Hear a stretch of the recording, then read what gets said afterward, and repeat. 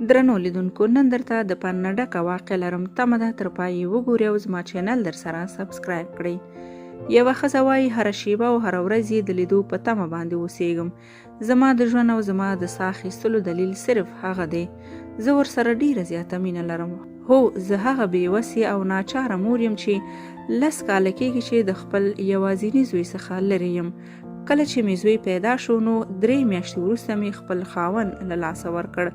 ډېرې سختې مې تېرې کړې. له یوې خوا خفګان او له بلې خوا بېوسي زما ژوند تیاره کړی و. د ډېرې غریبۍ، نیستۍ او خفګان سره سره مې خپل زوی د خپل زړه په وینو لوی کړ. هم ورته مور وم او هم ورته پلار وم.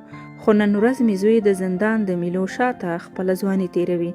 زما زوی هغه مهال د زندان میلو ته ولاړ چې کله یې د یوې بېوزلې نجلۍ ژوند او عزت وژغوره او د هغې د ژغورلو لپاره یې کس ووژه.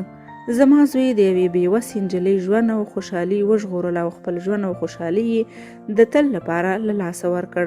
هر سهار یې لیدو ته د زندان د تورو میلو شاته ورځم. په غېږ کې یې نیسم او د زړه له درده ورته ژاړم. زما ژوند په غمونو کې تیر شو او تیریږي. نه غواړم چې نور مې د خپل زوی خفګان وګورم. ما ته نور د ژوند کولو لپاره هیڅ هیله نشته. بس غواړم چې خپلې وروستۍ سلګۍ مې د زوی په غېږ کې واخلم. ډېره ستړې یم او غواړم چې د خپل زوی په غېږ کې په ابدي خوب ویده شم.